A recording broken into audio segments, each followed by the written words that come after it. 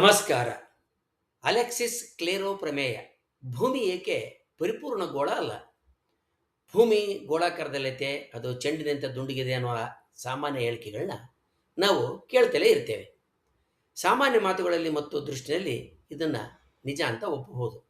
ಆದರೆ ಭೂಮಿ ವಾಸ್ತವದಲ್ಲಿ ಚೆಂಡಿನಂತೆ ಸಂಪೂರ್ಣವಾಗಿ ದುಂಡಗಿರುವಂಥ ಗೋಳ ಅಲ್ಲ.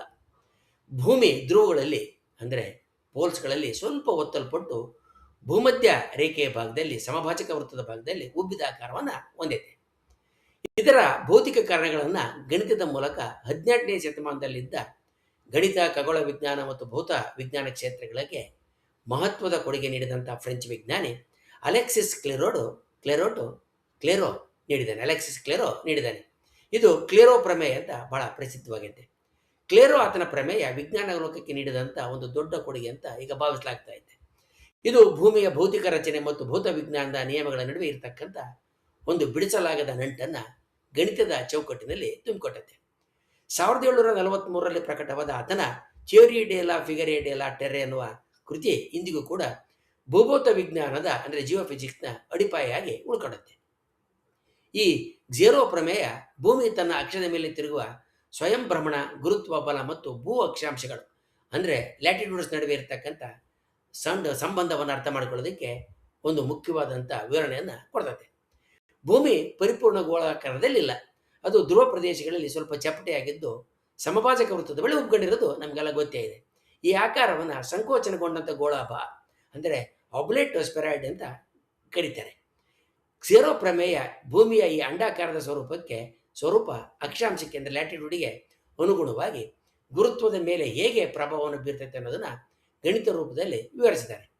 ಭೂಮಿ ತನ್ನ ಅಕ್ಷದ ಮೇಲೆ ತಿರುಗೋದ್ರಿಂದ ಧ್ರುವ ಬಿಂದುವಿನಿಂದ ಸಮಭಾಜಕದತ್ತ ಸಾಗಿದಂತೆ ಅಂದರೆ ಈಕ್ವಟಾರ್ನ ಹತ್ರ ಪೋಲ್ನಿಂದ ಈಕ್ವಟಾರ್ನ ಹತ್ರ ನಾವು ಸಾಗಿದಂತೆ ಅದು ತಿರುಗುವ ವೇಗ ಹೆಚ್ಚುತ್ತೆ. ಇದು ಸಮಭಾಜಕದಲ್ಲಿ ಗರಿಷ್ಠವಾದಂಥ ಮಟ್ಟವನ್ನು ತಲುಪ್ತದೆ.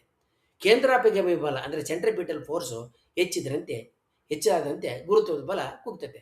ಆದ್ದರಿಂದ ಸಮಭಾಜಕದಲ್ಲಿ ಅಂದರೆ ಈಕ್ವಟಾರ್ನಲ್ಲಿ ಮತ್ತು ಅದರ ಸುತ್ತಲಿನ ಪ್ರದೇಶದಲ್ಲಿ ಗುರುತ್ವ ಕಡಿಮೆ ಇರ್ತೈತೆ. ಧ್ರುವಗಳಲ್ಲಿ ಅಂದರೆ ಪೋಲ್ಗಳಲ್ಲಿ ಈ ಪರಿಣಾಮ 0. ಧ್ರುವ ಸಮೀಪದ ಪ್ರದೇಶಗಳಲ್ಲಿ ಈ ಪರಿಣಾಮ ಕಡಿಮೆ ಇರ್ತೈತೆ. ಆದ್ದರಿಂದ ಇಲ್ಲಿ ಗುರುತ್ವ ಹೆಚ್ಚು. ಈ ವ್ಯತ್ಯಾಸವನ್ನು ಗಣಿತದಿಂದ ಎದುರಿಸ್ತಕ್ಕಂಥ ಸಂಬಂಧವೇ ಝೇರೋ ಪ್ರಮೇಯ. ಈ ಪ್ರಮೇಯ ಅಕ್ಷಾಂಶ ಹೆಚ್ಚಾದಂತೆ ಅಂದರೆ ಸಮಭಾಜಕದಿಂದ ಧ್ರುವದತ್ತ ಸಾಗಿದಂತೆ ಗುರುತ್ವದ ಮೌಲ್ಯ ಹೆಚ್ಚಾಗುತ್ತೆ ಅಂತ ಲೆಕ್ಕಗಳ ಮೂಲಕ ಸಾಧಿಸಿ ತೋರಿಸ್ತದೆ. ಝೇರೋ ಪ್ರಮೇಯದ ಪ್ರಕಾರ ಭೂಮಿಯ ಸಮಭಾಜಕ ವೃತ್ತದಿಂದ ಧ್ರುವಗಳ ಕಡೆಗೆ ಹೋದಂತೆ ಗುರುತ್ವದ ವೇಗವರ್ಧನೆ ಹೆಚ್ಚಾಗ್ತದೆ. ಇದಕ್ಕೆ 2 ಮುಖ್ಯವಾದ ಕಾರಣಗಳಿದ್ದಾವೆ. ಮೊದಲದು ಕೇಂದ್ರಾಪಗಾಮಿ ಬಲ ಅಂದರೆ ಸೆಂಟ್ರಿಫ್ಯೂಗಲ್ ಫೋರ್ಸು. ಭೂಮಿಯ ಭ್ರಮಣೆಯಿಂದಾಗಿ ಸಮಭಾಜಕ ವೃತ್ತದ ಬಳಿ ಕೇಂದ್ರಾಪಗಾಮಿ ಬಲ ಅಂದರೆ ಸೆಂಟ್ರಿಫ್ಯೂಗಲ್ ಫೋರ್ಸು ಹೆಚ್ಚಾಗಿರ್ತೈತೆ. ಇದು ಗುರುತ್ವಾಕರ್ಷಣೆಯನ್ನು ಸ್ವಲ್ಪ ಮಟ್ಟಿಗೆ ಕಡಿಮೆ ಮಾಡ್ತೈತೆ. ಧ್ರುವಗಳಲ್ಲಿ ಬಲ 0 ಆಗಿರ್ತೈತೆ. ಭೂಮಿಯ ಆಕಾರ ಅಂದರೆ ಧ್ರುವ ಪ್ರದೇಶಗಳು ಭೂಮಿಯ ಕೇಂದ್ರಕ್ಕೆ ಸಮಭಾಜಕ ಪ್ರದೇಶಕ್ಕಿಂತ ಹೆಚ್ಚು ಹತ್ತಿರದಲ್ಲಿದ್ದಾವೆ. ನ್ಯೂಟನ್ನ ನಿಯಮದ ಪ್ರಕಾರ ದೂರ ಕಡಿಮೆ ಆದಷ್ಟು ಗುರುತ್ವ, 2 ವಸ್ತುಗಳ ನಡುವೆ ದೂರ ಕಡಿಮೆ ಆದಷ್ಟು ಗುರುತ್ವ ಹೆಚ್ಚುತ್ತೆ. ಝೇರೋ ಪ್ರಮೇಯದ ಮುಖ್ಯ ಉದ್ದೇಶ ಭೂಮಿಯ ಚಪ್ಪಟೆತನ ಅಂದರೆ ಫ್ಲಾಟ್ನೆಸ್ನ ತಿಳ್ಕೊಳ್ಳೋದು ಮತ್ತು ಅಳೆದಾಗೈತೆ. ಭೂಮಿಯ ವ್ಯಾಸ ಧ್ರುವಗಳ ಕಡೆ ಸ್ವಲ್ಪ ಕಡಿಮೆ, ಭೂಮಧ್ಯ ರೇಖೆಯ ಕಡೆ ಸ್ವಲ್ಪ ಹೆಚ್ಚಾಗಿದೆ. ಈ ವ್ಯತ್ಯಾಸವನ್ನು ಅಳೆಯೋದಕ್ಕೆ ಫ್ರೆಂಚ್ ವಿಜ್ಞಾನಿಗಳು ಉತ್ತರ ಧ್ರುವದ ಸಮೀಪ ಮತ್ತು ಭೂಮಧ್ಯ ರೇಖೆ ಅಂದರೆ ಸಮಭಾಜಕ ವೃತ್ತದ ಸಮೀಪ ಅಳತೆಗಳನ್ನು ಮಾಡಿದರು. ಈ ಪ್ರಯೋಗದ ಅಳತೆಗಳಿಗೆ ಮಾಹಿತಿಗೆ ಝೇರೋ ಗಣಿತೀಯ ವಿವರಣ ಝೇರೋ ಕೊಡ್ತಕ್ಕಂಥ ಪ್ರಮೇಯ ಬಲವಾದಂಥ ಗಣಿತೀಯವಾದಂಥ ವಿವರಣೆಯನ್ನು ನೀಡಿತು.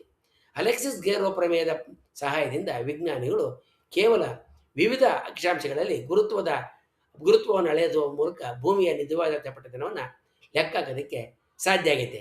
ಈ ಪ್ರಮೇಯ ಕೇವಲ ಭೂಮಿಗೆ ಮಾತ್ರ ಅಲ್ಲದೆ ತನ್ನ ಅಕ್ಷದ ಮೇಲೆ ತಾನು ತಿರುಗುವ ಎಲ್ಲ ಆಕಾಶಕಾಯಗಳಿಗೆ ಮತ್ತು ದ್ರವ್ಯರಾಶಿಗೆ ಅನ್ವಯ ಆಗುತ್ತೆ. ಹಾಗೆ ದ್ರವ್ಯರಾಶಿಗೆ ಹಂಚಿಕೆಯನ್ನು ಅರ್ಥ ಮಾಡ್ಕೊಳ್ಳೋದಕ್ಕೆ ಸಹಾಯ ಮಾಡ್ತೈತೆ. ನಿಖರವಾದ ಭೂಪಟಗಳನ್ನು ತಯಾರಿಸೋದಕ್ಕೆ ಮತ್ತು GPS ತಂತ್ರಜ್ಞಾನದಲ್ಲಿ ಭೂಮಿಯ ನಿಜವಾದ ಆಕಾರ, ಆಕೃತಿ ಅತ್ಯಂತ ಅನಿವಾರ್ಯದ ಸಂಗತಿಯಾಗಿದ್ದಾವೆ. ಝೇರೋ ಪ್ರಮೇಯ ಇವೆಲ್ಲವನ್ನು ಒದಗಿಸ್ತದೆ. ಝೇರೋ ಪ್ರಮೇಯ ಕೇವಲ ಒಂದು ಗಣಿತದ ಸಮೀಕರಣ ಮಾತ್ರ ಅಲ್ಲ, ಅದು ಭೂಮಿ ಒಂದು ಚಲಿಸುವ ಖಗೋಳಕಾಯವಾಗಿ ಹೇಗೆ ವರ್ತನೆ ಮಾಡ್ತದೆ ಅನ್ನೋದನ್ನು ತಿಳಿಸೋದನ್ನ ಒಂದು ಮೂಲವಾದಂಥ ಆಧಾರ ಆಗೈತೆ. ಗುರುತ್ವ, ಭ್ರಮಣ ಮತ್ತು ಭೂಮಿಯ ಆಕಾರ ಈ 3 ಪರಿಕಲ್ಪನೆಗಳನ್ನು ಒಂದೇ ಚೌಕಟ್ಟಿನಲ್ಲಿ ಜೋಡಿಸಿದಂಥ ವೈಜ್ಞಾನಿಕ ಚಿಂತನೆಯ ಅದ್ಭುತ ಉದಾಹರಣೆಯಾಗಿ ಝೇರೋ ಪ್ರಮೇಯ ಉಳ್ಕೊಂಡಿದೆ. ಮುಂದಿನ ವಿಡಿಯೋದಲ್ಲಿ ನಾವು ಇಂತಹ ಭೂಮಿಯನ್ನು ಕುರಿತಾದಂಥ ಇಂತಹ ಇತರ ವೈಜ್ಞಾನಿಕ ಸಂಗತಿಗಳ ಬಗ್ಗೆ ತಿಳ್ಕೊಳ್ಳೋಣ. ವಂದನೆಗಳೊಂದಿಗೆ.